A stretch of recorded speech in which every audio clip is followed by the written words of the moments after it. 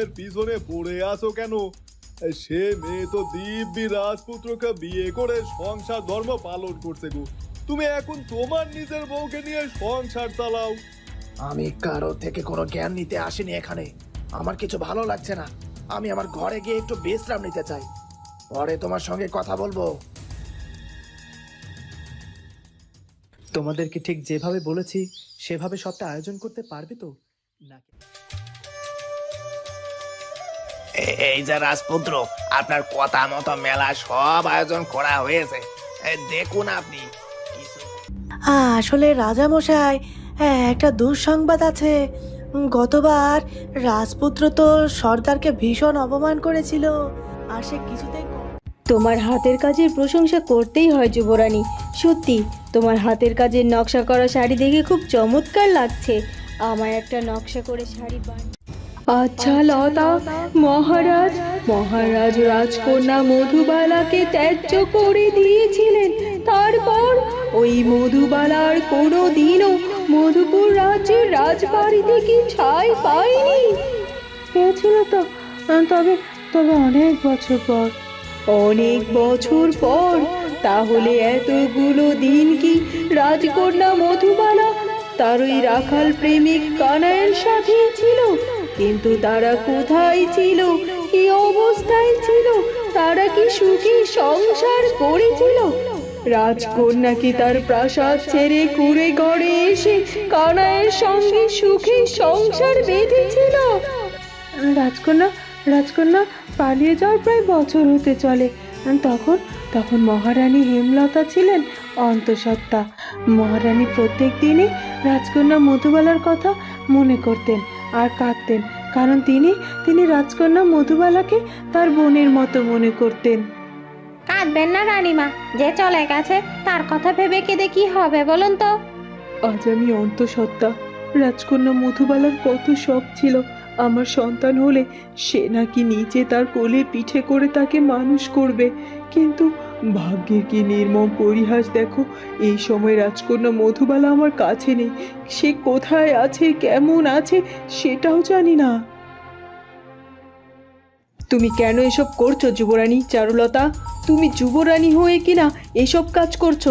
এসব তোমার মানায় না। না মানে রানীমা, আমাকে কেউ করতে বলেনি, আমার নিষেধও করেনি। রানীমা, আমার নিজের ইচ্ছে থেকে আমি এই কাজগুলো করছি। সে তোমার নিজের ভালো লাগার জন্য করতেই পারো, কিন্তু যুবরানীর হাতের কাজের শাড়ি বাজারে বিক্রি করা হবে বা অন্যান্য কাজে বিক্রি করা হবে, এটা কেমন কথা বলো তো? রানীমা, তো মনে হচ্ছে আমার এই ব্যাপারটি ভালোভাবে নিচ্ছেন না। তবে কি পিতামশাই একই কথা বলবেন?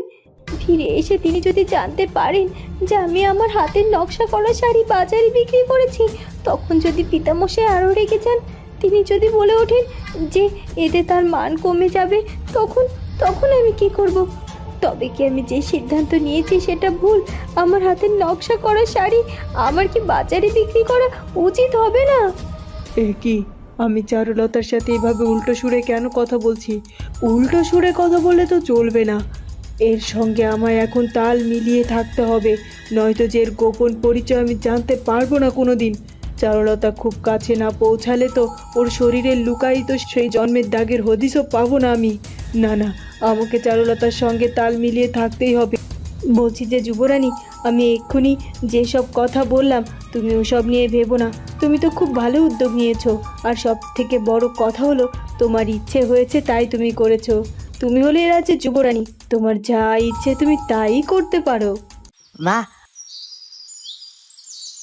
তুমি আমার বউয়ের সামনে আমার আর আমার বউয়ের খাওয়া নিয়ে খোঁটা দিলে কেন বলো তো? এখন আমার বউটা আবার রাগ করে বাপের বাড়িতে চলে গেল, তাকে আমি আবার কি করে ফিরিয়ে আনি বলো তো? তা আমি কি করে বলবো? তোর বউ দুদিন পর পর রাগ করে বাপের বাড়ি চলে যাবে, আর আমি গিয়ে তার হাতে পায়ে ধরে নিয়ে আসবো নাকি? না না বাপু, আমি নিজের মান করতে পারবো না। তোর যা ইচ্ছে তুই তাই কর। তুমি এমনটা কেন করছো মা? এতদিন তো আমার আমার খাওয়া নিয়ে কখনো কিছুটি বলনি, তবে এখন আমার বউ এসেছে আর তোমার সমস্যা হয়ে যাচ্ছে না? তুমি আমার আয় রোজগার নিয়ে এত খোটা কেন দিচ্ছ? আমার আর আমার বউয়ের খাওয়া নিয়ে খোটা কেন দিচ্ছ? ঠিক আছে, আমি আমি আমি তোমায় রোজগার করে দেখাবো। এই আমি বলে দিলাম, আর আমার বউকে নিয়ে খুব সুখে সংসার করব। এই কথা বলে ভ্যাবলা বাড়ি থেকে বেরিয়ে যায়। আমিও তাই চাই রে বাবলা, তুই আয় রোজগার করে তোর বউ নিয়ে সুখে শান্তিতে সংসার কর। আসলে তোকে আর তোর বউকে এভাবে না বললে কোনো দিনও সঠিক পথে আসবি না তোরা, আর গায়ে খেটে কাজও করবি না। তাই তো আমায় বাধ্য হয়ে এই পথ বেছে নিতে হয়েছে। বিধাতা যেন তোদের সুবুদ্ধি দেয়। তোমার হাতের কাজের প্রশংসা করতেই হয় যুবরানী। সত্যি তোমার হাতের কাজের নকশা করা শাড়ি দেখে খুব চমৎকার লাগছে। আমায় একটা নকশা করে শাড়ি বানিয়ে দেবে তুমি? অবশ্যই রানীমা, কেন দেব না। এই কথা শুনে তো আমার বড্ড খুশি লাগছে যে আপনি নিজে আমার হাতের নকশা করা শাড়ি পরতে চাইছেন। রাজপুত্র মেলায় শাড়ি বিক্রি করবে, আর সেজন্য আমি কিছু শাড়ি নকশা করে তুলে রেখেছি। এগুলো তোলা হয়ে গেলে আমি আপনার জন্য নিজে হাতে খুব সুন্দর করে একটা শাড়ির নকশা করব, আর তারপর সেটা আপনি পরবেন, কেমন? আচ্ছা বেশ, আমি তোমার হাতে শাড়ি সেদিনই পরবো যদি তুমি আবার আমার সঙ্গে ওই জলাশয় মানে রাজপ্রাসাদের পেছনের ওই জলাশয়ে স্নান করতে যাও। সেদিন তো তুমি আমার সঙ্গে স্নান করলে না যুবরানী। তোমায় কত করে বললাম আমরা দুজনে মিলে একসঙ্গে আনন্দে স্নান করব সেখানে, কিন্তু তুমি তো চলে এলে রাজপুত্রের কথা বলে। আচ্ছা ঠিক আছে রানীমা, আমি এরপর রাজপুত্রের কাছ থেকে অনুমতি নিয়ে রাখবো। তারপর আপনার সঙ্গে জলাশয়ে অবশ্যই স্নান করতে যাব। আচ্ছা বেশ, কথাটি যেন মনে থাকে। এখন আমি আসছি, তুমি তোমার কাজ করো। ঠিক আছে রানীমা। এ কথা বলে মহারানী তার খাসদাসীকে সঙ্গে করে চারুলতার ঘর থেকে বেরিয়ে যায়, আর যুবরানী চারুলতার হাতে থাকা কাপড়টিতে নকশা তুলতে আবারও ব্যস্ত হয়ে পড়ে। এরপর কেটে যায় আরও 2 দিন। এর মধ্যে চারুলতার সবগুলো শাড়িতে নকশা তোলাও শেষ হয়ে যায়। রাজপুত্র, এই দেখুন আমার হাতের নকশা করা সবগুলো কাপড় তৈরি হয়ে গেছে। এগুলো এখন পরিধান করার উপযোগী। আপনি চাইলেই এগুলো বিক্রি করার জন্য তুলতে পারেন। বা চারুলতা, তুমি যে এত দ্রুত সময়ের মধ্যে এতগুলো কাপড় নকশা করে তুলবে তা আমি মোটেও ভাবতে পারিনি। ছোট থেকে এই কাজগুলো আমার খুব পছন্দের কাজ ছিল, আর ভালোবেসে মন দিয়ে যে কাজ করা যায় সে কাজ করতে আমারই সময় লাগে না রাজপুত্র। হ্যাঁ চারুলতা, তুমি ঠিকই বলেছ। আর ওদিকে তো তোমার মেলার সব আয়োজন শুরু হয়ে গেছে। প্রহরীরা আমাদেরকে সেখানে দেখতে যেতে বলেছে। চলো, তুমি আর আমি একসাথে মিলে এবার মেলার মাঠ পরিদর্শন করে আসি। আমিও আপনার কাছে এই প্রস্তাবই করতে চাইছিলাম রাজপুত্র। আমিও মেলার মাঠ পরিদর্শন করতে যেতে চাই। চলুন তাহলে, আমি একেবারে প্রস্তুত। ঠিক আছে যুবরানী, চলো তাহলে।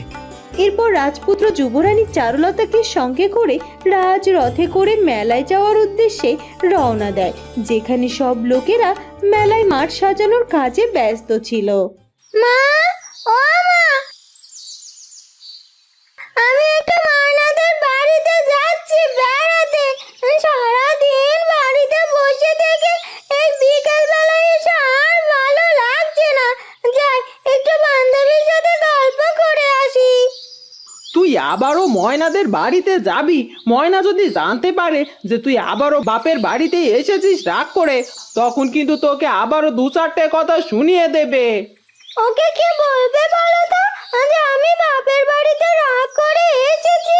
আর তাছাড়া আমি ময়নার শোনানো কথায় ভয় পাই নাকি? ও আমায় 2টো কথা শুনিয়ে দিলে আমি ওকে 4টে কথা শুনিয়ে দেব কন। আচ্ছা আচ্ছা, ঠিক আছে, তোর যা ভালো মনে হয় তুই তাই কর। এরপর মীরা ময়নাদের বাড়ির দিকে রওনা দেয়। ময়না তখন তার বাড়িতে ফুচকা বানাতে ব্যস্ত ছিল। বলছি কেবলা, তোমরা তো বাড়িতে বসে এগুলো বিক্রি করছো, তাই তোমাদের এত খদ্দের জুটেছে। আর যদি তোমরা দোকান দিতে পারো তাহলে তো তোমাদের অনেক আয় রোজগার হবে গো। অনেক খদ্দের আসবে তোমাদের কাছে ফুচকা কিনতে গো। সবে তো শুরু করেছি কাকা বাবু, এখন এখন যে দোকান দেব সে পয়সা কোথায়? আমাদের হাতে তো তেমন পয়সা নেই। আর কিছুদিন বাড়িতে বসে বিক্রি করি, তারপর কিছু পয়সা হাতে জমিয়ে না হয় একখান দোকান দেব। হ্যাঁ কাকা বাবু, আর তাছাড়া বিধাতার আশীর্বাদে আর আপনাদের ভালোবাসা থাকলে নিশ্চয় একখানা দোকান দিতেও পারবো। আপনারা শুধু আমাকে ভালোবেসে আমার পাশে থাকবেন। কি রে ময়না, এইসব কি করছিস তোরা এখানে? আর তোদের বাড়িতে এত ভিড় কেন রে? এ কি মীরা, তুই কখন এলি? এসেছি, কিছুক্ষণ আগে এসেছি। তোর বাড়িতে যা ভিড়, লোকজনের জন্য তো তোর সাথে কথাই বলে উঠতে পারছিলাম না। ও হ্যাঁ, আসলে আমার হাতের ফুচকাটার এত চাহিদা বেড়েছে না, তাই বাড়ি থেকে যেন লোকের ভিড় কমছে না। তা তুইও বুঝি ফুচকা খেতে এসেছিস? ক প্লেট দেবো বল? তোর তো আবার 1 প্লেট ফুচকাতে হবে না, তাই না? ফুচকা? তার মানে সেদিন মেলাতে যে খাবারটি খেয়েছিলাম তার কথা বলছিস তুই? কিন্তু তুই এগুলো কোথায় পেলি ময়না? কোথায় পেলাম মানে?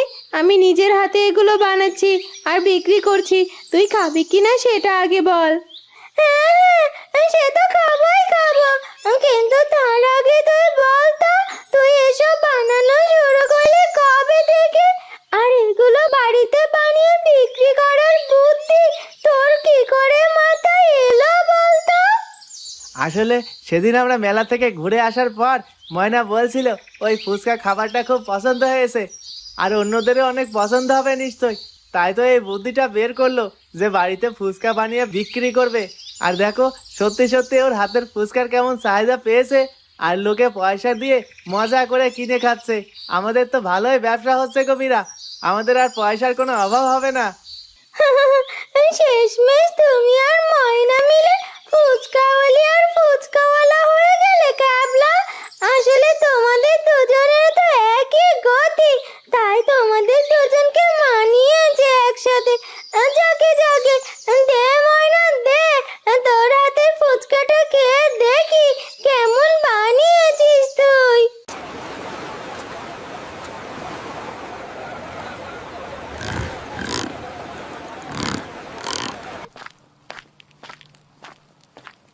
কি হলো কি মন্ত্রী মশাই, আপনি খালি হাতে আপনি একা একা ফিরে এলেন যে?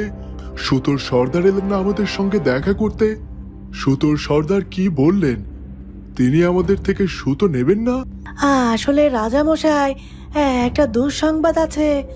গতবার রাজপুত্র তো সর্দারকে ভীষণ অপমান করেছিল, আর সে কিছুতেই কম মূল্যে সুতো বিক্রি করেনি সর্দারের কাছে।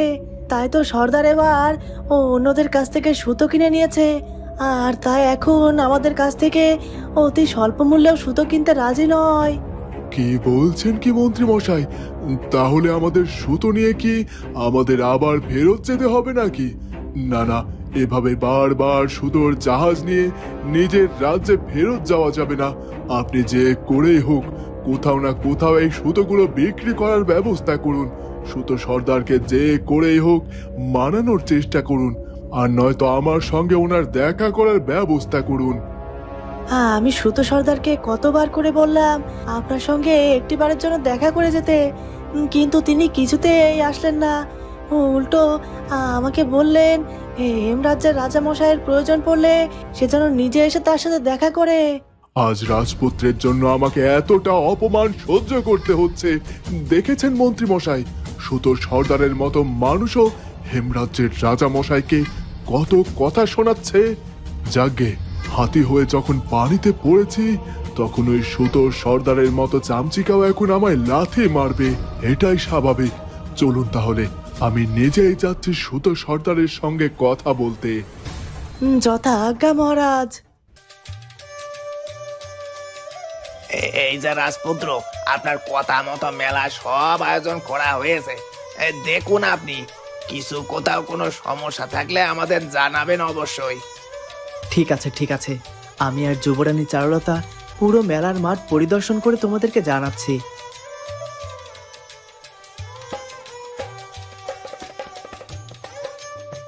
বাহ, মেলার কাজ তো দেখছি অনেক দূর এগিয়ে গেছে।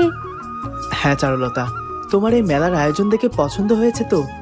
হ্যাঁ রাজপুত্র, আর যখন মেলার এই দোকানগুলোতে আমাদের তাঁতিদের বোনানো সেই কাপড়গুলো উঠানো হবে, তখন দোকানগুলো আরো ঝলমল করবে। তুমি ঠিকই বলেছো চারুলতা।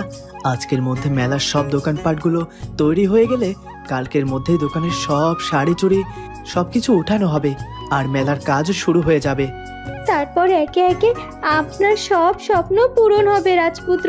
দেখবেন আপনার তাঁতিদের দিয়ে বোনা কাপড়গুলো মানুষ খুব পছন্দ করবে, আর তারপরে হেমরাজ্যের লোকেরাও তাদের কাছ থেকে কাজ শিখে কাপড় বুনতে শিখবে।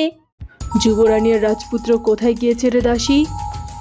তারা তো মেলার মাঠ পরিদর্শন করতে গিয়েছে মহারানী।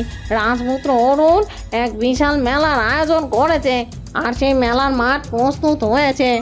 সেই সব কিছু পরিদর্শন করতে বেরিয়েছে রাজপুত্র এবং যুবরানী। যত সব আদিক্ষেত ওই রাজপুত্র আর যুবরানীর। মহারাজ রাজপ্রাসাদে উপস্থিত নেই, তাহলে তার জায়গায় তো এখন আমি আছি। তবে কি রাজপুত্র আর যুবরানীর উচিত নয় যে কোনো কাজের আগে আমার কাছ থেকে অনুমতি নিয়ে নেওয়া? কিন্তু তারা তো কোনো কিছুরই ধার ধারে না। আমি শুধু তাদের একবার বাগে পাই, তারপর দেখাবো মজা। হ্যাঁ পিসিমা, তুমি একেবারেই ঠিক বলেছ। ওই যুবরানীকে একবার আমরা শুধু বাগে পাই, তারপর ওকে আমরা মজা দেখাবো। আর তুমি কোনো চিন্তা করো না, রাজকন্যা জেসমিন যখন চলে এসেছে, তবে এবার আর কোনো ভুল হবে না। যুবরানীকে সাজটা করতেই হবে। রাজকন্যা জেসমিন, তুমি চলে এসেছো? হ্যাঁ পিসিমা, আমি চলে এসেছি। তোমার চিঠি পাওয়ার সঙ্গে সঙ্গে আমি চলে এলাম। পিতামশাই তো এমনি আমাকে কিছুতে আসতে দিচ্ছিল না হেমরাজ্যে, তবে যেই তোমার চিঠি পেয়েছি অমনি পিতামশাইকে দেখে আমি রাজি করিয়ে ফেলেছি। আর দেখো, আমি পৌঁছেও গেছি। খুব ভালো করেছো রাজকন্যা জেসমিন, আমি তো তোমার অপেক্ষায় ছিলাম। তোমায় দেখে এখন আমার মনটা হালকা লাগছে।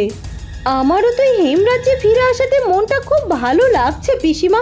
কত দিন বাদে তোমার সঙ্গে দেখা হলো বলো তো। কত গল্প করার বাকি আছে তোমার কাছে। তুমি চিঠিতে কি যেন একটা বলবে বলছিলে, ওই যুবরাজের ব্যাপারে? কোনো গোপন কথা নয় তো? কি সেই গোপন কথা পিসিমা? তোমায় আমি সবটা খুলে বলবো রাজকন্যা জেসমিন। বন্ধুরা, কি হতে চলেছে এরপর সেটা জানবো আমরা চারুলতা গল্পের পরবর্তী পর্বে। আর আমাদের আজকের পর্বটি ভালো লাগলে অবশ্যই আমাদের চ্যানেলটিকে সাবস্ক্রাইব করে দিও। দেখা হবে পরের পর্বে। ধন্যবাদ।